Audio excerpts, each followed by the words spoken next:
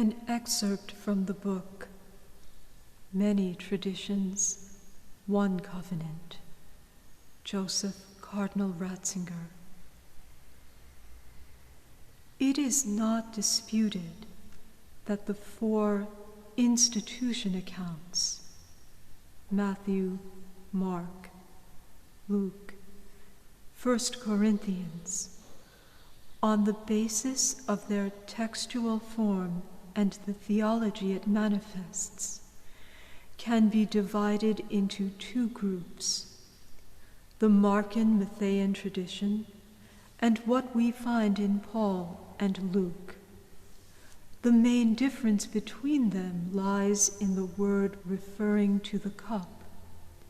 In Matthew and Mark, the words uttered over the chalice are, "This is my blood of the covenant, which is poured out for many."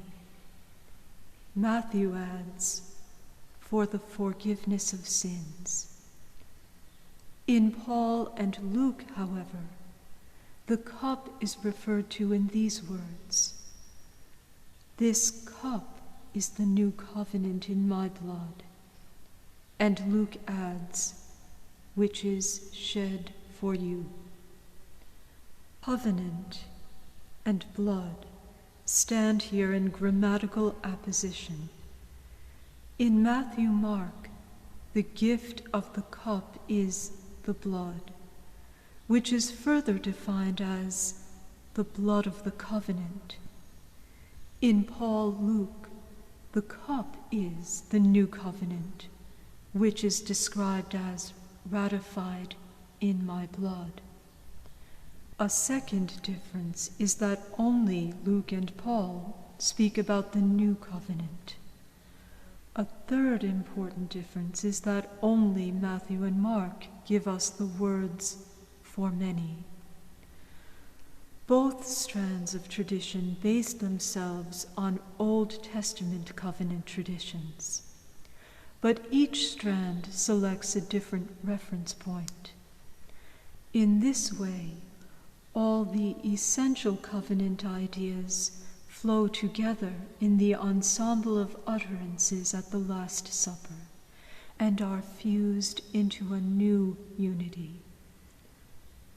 What traditions are we talking about?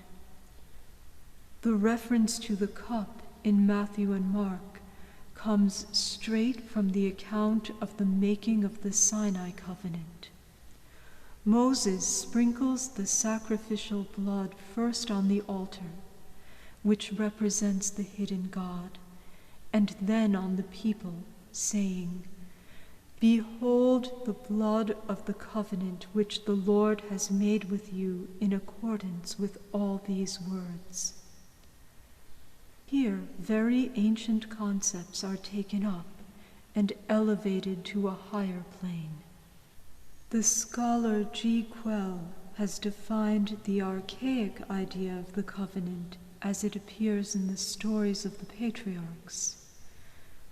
To make a covenant means both to form a blood association with an alien and to include this alien covenant partner in one's own community, thus entering into juridical fellowship with him.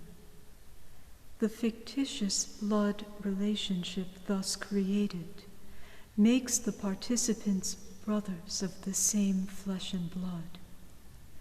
The covenant creates a whole, which is peace, shalom. The Sinai blood ritual means that God does with these people on their way through the desert what until then only particular tribal associations had done, namely, he enters into a mysterious blood relationship with them in such a way that he now belongs to them and they to him. True, the content of the relationship established here between God and man, in itself a paradox, is defined by the word publicly declared, the Book of the Covenant. It is by appropriating this word, by the life that comes from it and with it, that the relationship, represented cultically in the ritual of the blood, comes into being. When Jesus offers the cup to the disciples and says, "This is the blood of the covenant," the words of Sinai are heightened to a staggering realism, and at the same time we begin to see a totally unsuspected depth in them. What takes place here is both spiritualization and the greatest possible realism. For the sacramental blood fellowship that now becomes a possibility brings those who accept it into an utterly concrete and corporeal community with this incarnate human being, Jesus, and hence with his divine mystery. Paul described this new blood relationship with God, which comes about through fellowship with Christ, in a bold and shocking metaphor. Do you not know that he who joins himself to a prostitute becomes one body with her? For as it is written, "The two shall become one." Genesis 2:24. But he who is united to the Lord becomes one pneuma, one spirit with him. 1 Corinthians 6:17.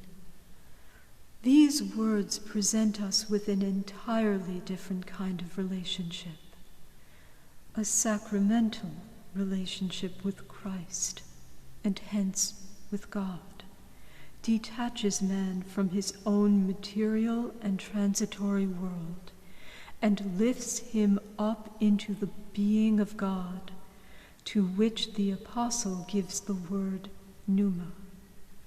The God who has come down thus draws man up into his own new realm. Being related to God means a new and profoundly transformed level of existence for man.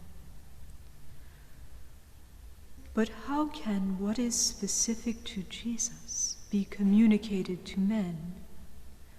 We have seen that in the Sinai covenant, it is through acceptance of the word, acceptance of God's legal code, that people are incorporated into his mode of being. The Last Supper texts do not speak of this directly. Instead, what we have is the word that recalls Isaiah 53, the song of the suffering servant, which is shed for many. In this way, the prophetic tradition is linked to and interprets the Sinai tradition. Jesus takes others' destiny into his own. He lives for them, and he dies for them. At this point, we can confidently follow the Church Fathers in going beyond what is directly found in the text without losing its fundamental sense. Christ's death only brings the fulfillment of what was begun in the Incarnation. The Son has taken humanity into himself and now brings it home to God. Sacrifices and offerings thou hast not desired, but a body hast thou prepared for me. Lo, I have come. Hebrews 10:5-7, Psalm 40, 7-9. It is because the Son has handed himself over to God that his blood is now given to men as the blood of the covenant. Body has become word, and word has become body, in the act of love that is the specifically divine mode of being. From now on, through participation in the sacrament, it is to become man's mode of being. With regard to the issue of the nature of the covenant, it is important to note that the Last Supper sees itself as making a covenant. It is the prolongation of the Sinai covenant, which is not abrogated, but renewed. Here, renewal of the covenant, which from earliest times was doubtless an essential element in Israel's liturgy, attains its highest form possible. In this perspective, we should see the Last Supper as one further renewal of the covenant, but one in which what heretofore was performed ritually is now given a depth and density by the sovereign power of Jesus, which could not possibly have been envisaged.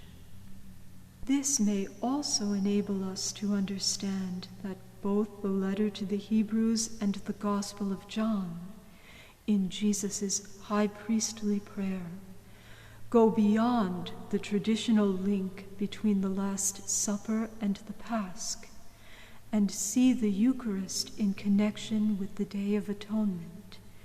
The institution of the Eucharist is to be seen as a cosmic Day of Atonement, an idea also suggested in St. Paul's letter to the Romans.